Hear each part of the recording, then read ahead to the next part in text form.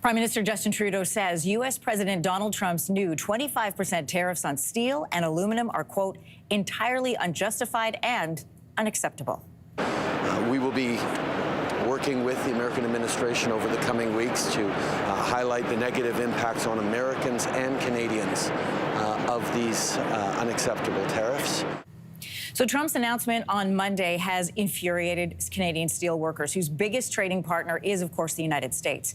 Roughly 94% of Canadian steel exports end up in the U.S., leaving billions of dollars at stake here. So for more on what this means for us here in Canada, I'm joined by Keenan Loomis, President and CEO of Canadian Institute of Steel Construction. Welcome to your morning. Thank you. Thanks for coming in.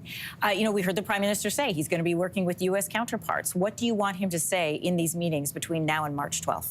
Well, what we want him to demonstrate is that at the stroke of a pen, Donald Trump has increased the prices of virtually everything in the United States market, obviously impacting us as well, and they need to feel the pain. So we do understand that there needs to be retaliation. It's unfortunate. We didn't ask for this. We have a trade deal that we operate under, which is a contract. Contracts, of course, are the basis of all commercial relationships and certainty that business thrives under. Trudeau also said that our response would be firm and clear. What do you want that to be? Well, certainly we understand that if the United States is going to put tariffs on United States or on Canadian steel coming into the U.S., that we have to do the same. It's unfortunate because we have very balanced trade between our two countries when it comes to steel. He argues that, though. President Trump says he wants American goods to stay in America. He wants America first, and he says that this doesn't work for him anymore. This doesn't work for the U.S. anymore. Well, they don't make domestically everything that they need. There's a reason why we ship 6 million tons of steel from Canada into the United States. But again, we buy a lot from the United States as well. So this is completely unjustified and is just going to drive up prices across the continent. Canada and the U.S. have this highly integrated system that most of us have just been sort of learning about in this last few months. How are the tariffs actually going to work? Like who's going to feel the pain and when? Well, this is also part of the problem. Right now, I'm sure border control on both sides of the border are scrambling to figure out what the rules are going to be. This is going to cause blockages at the border. It's just going to be an escalation in cost because, as we know, steel crosses the border multiple times, especially when it's in cars, for example. And we do the same. We buy steel from the U.S., fabricate it here in Canada, and ship it back. So how many times is that going to be tariffed? It's going to be a real headache for Trump has said, though, he wants that fabrication happening in the U.S. He says it's possible. We're going to make it happen. We're not going to need Canada for that part of the process anymore. But again, that's not true. There's a reason why we do fabricate a lot of steel and send it to the U.S. because we help out, especially at peak times of construction down in the U.S. And we do a really good job. Our guys, our fabricators here in this country, they represent communities across this country and do a really excellent job in meeting the needs of the Canadian domestic market and the U.S. market as well. Is there concern that those fabricators will head south of the border if Trump makes it enticing for them to do so? Well, some of our fabricators have bought companies south of the border for this very reason. So they've already tried to cover their bases a little bit, but these are primarily family-owned businesses, again, across the country, small, medium enterprises. They're building our infrastructure, and of course, we're concerned about, obviously, the bottom line. Let's talk about impact. Who's going to feel it first, and when will they feel it?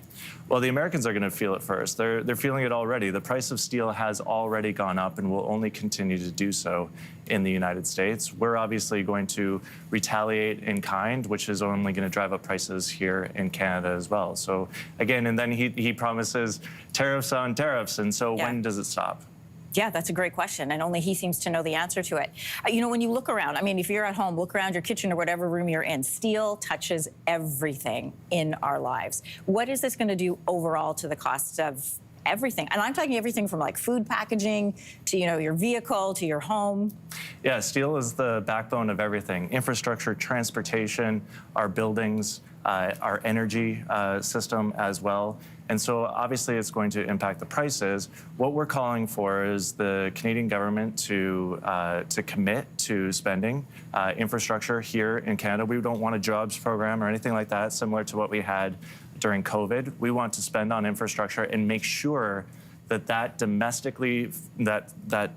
infrastructure is domestically fabricated using domestic steel and domestic workers. Okay. 2018, we saw this once before in Trump's first go-round. The tariffs lasted for around a year, that we were able to negotiate something different, what we have right now. The best trade deal ever negotiated. Well, if you're you, yes. If you're Donald Trump, no. But what is different this time around? Well, what's different is this cuts a little deeper. This is apparently, so we just saw the executive order last night, and we're parsing through it. It does apply to fabricated steel, it appears, so that is deeper than it, last time. And again, but the big change is that CUSMA was negotiated by this president. We had a deal.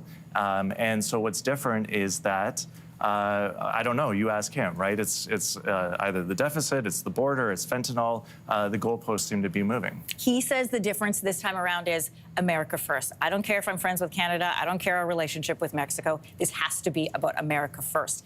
How do you negotiate around that? Well, what they have to understand is that, you know, if you want to go fast, you go alone. If you want to go far, you go together.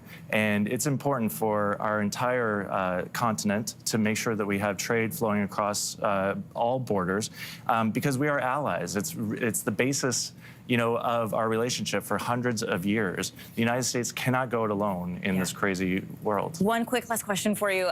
You were going through the executive order last night. Was there anything when you were looking at it that you just went, oh? Yeah, it's the fabricated steel. Yeah. That hits my members more than anything else. And again, family-owned businesses across this country, from coast to coast. And yeah, I'm feeling a little nervous for them right now. Great to have you in here. Keenan Loomis, President and CEO of Canadian Institute of Steel Construction. Thanks for your time. Thanks for coming in. I appreciate it. If you liked that video, make sure to subscribe to the Your Morning YouTube feed, where you can find all kinds of new content posted every weekday morning.